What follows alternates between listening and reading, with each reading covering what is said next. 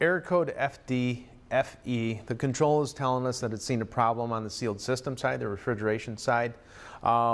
We've got quite a few different components here. We'll need to do some checking, and I'd categorize this as possible. All right, so it's not a given, it's not a likely, but it's possible.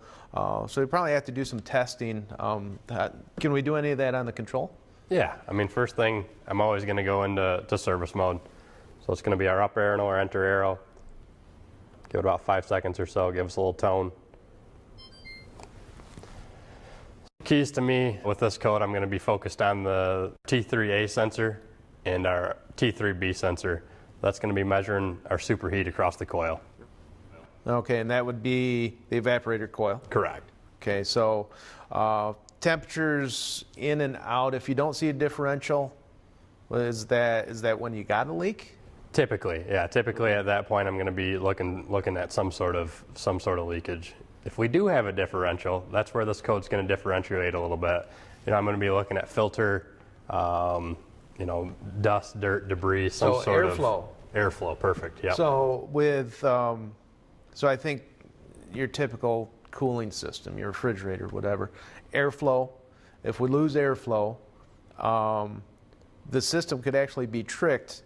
The sensors are reporting back to the control. So be it a T3A or B. We're also watching ambient temperatures, right? So if we lose airflow, to your point, dirty filter, where's the water heater located?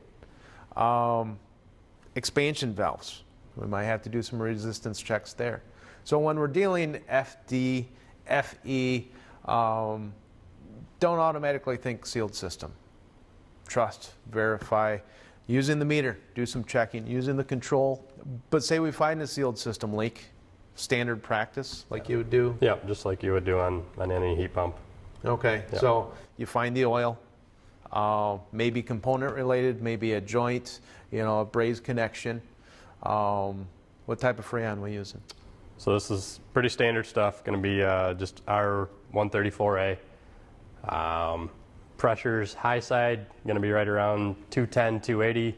Low side, 55, 65, depending on temperatures. Okay, so ambient temperatures, it all plays the same role. Yeah. How much? You're going to be right around 30 ounces. Okay. So you're going to want to make sure you have a scale or something to weigh in a charge. Okay.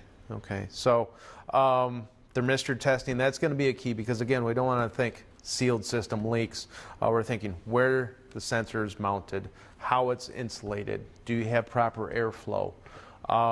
But if I get stuck, who am I calling?